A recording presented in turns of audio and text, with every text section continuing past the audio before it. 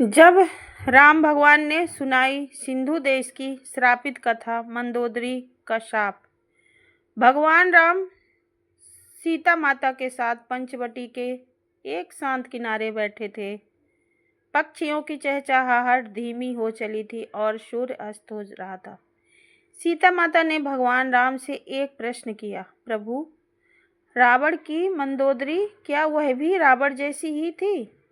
क्या उसमें भी अहंकार था? राम भगवान मुस्कुराए और बोले, नहीं जानकी, मंदोदरी रावण से भिन्न थी, बहुत भिन्न थी। वह बुद्धिमानी, धर्मनिष्ठा और सच्चाई की प्रतीक थी। और जानकी, आज मैं तुम्हें उसकी एक ऐसी कथा सुनाता हूँ जो बहुत कुछ कम लोग जानते हैं।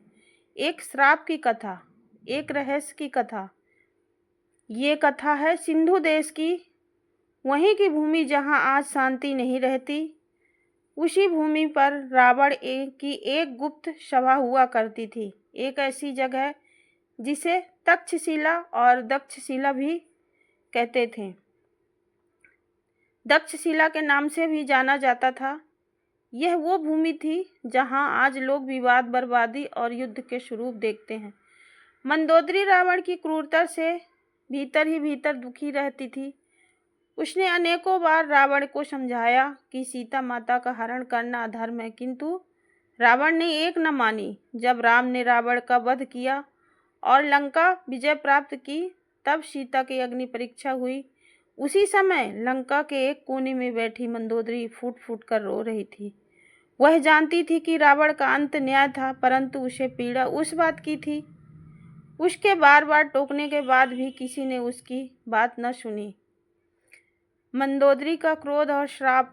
उसने कुछ महीनों बाद जब राम अयोध्या लौटने की तैयारी कर रहे थे, तब मंदोदरी ने ध्यान में बैठकर देवताओं का आह्वान किया। उसने कहा, हे त्रिदेवों, मैं उस भूमि को श्राप देती हूँ जहाँ रावण की अंधता और घमंड पनपा, जहाँ मेरी सच्चाई को कुचला गया, जहाँ किसी ने मेरी पुकार नहीं सुनी। उस भूमि पर कभी भी शांति नहीं टिकेगी।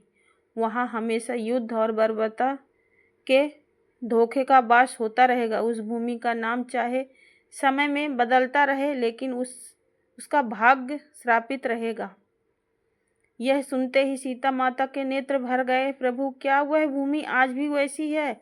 राम गंभीर स्वर में बोले, हाँ जानकी, आज भी उस भूमि की कलह और कटुता को मुक्त नहीं किया जा सकता है। उसे कई नाम मिले हैं, पर उसका भाग्य वहीं का वहीं रह गया। मंदोदरी का श्राप आज भी वहाँ की हवाओं में बहता है। कथा का सार यह है, कभी भी सच्चाई बोलने वाले का अपमान मत करो, कभी भी धर्म पर चलने वालों का अकेला मत छोड़ो, और कभी भी स्त्री की चेतावनी को हल्के में मत लो, क्योंकि जब एक नारी का दिल टूटता है तो उसके आंसू एक युग को श्रापित कर देते हैं। जिस भूमि को राम और सीता सिंधु देश कहते हैं, उसी भूभाग को आज हम पाकिस्तान के नाम से जानते हैं। और आश्चर्य की बात यह है कि आज भी वह भूमि वैसी की वैसी अशांत और बिखरी हुई है और श्रापित बनी हुई है। यही कहानी थी राम भगवान ने जो सीता माता को सुनाई। ऐसी कहानियाँ लेके आते रहेंगे।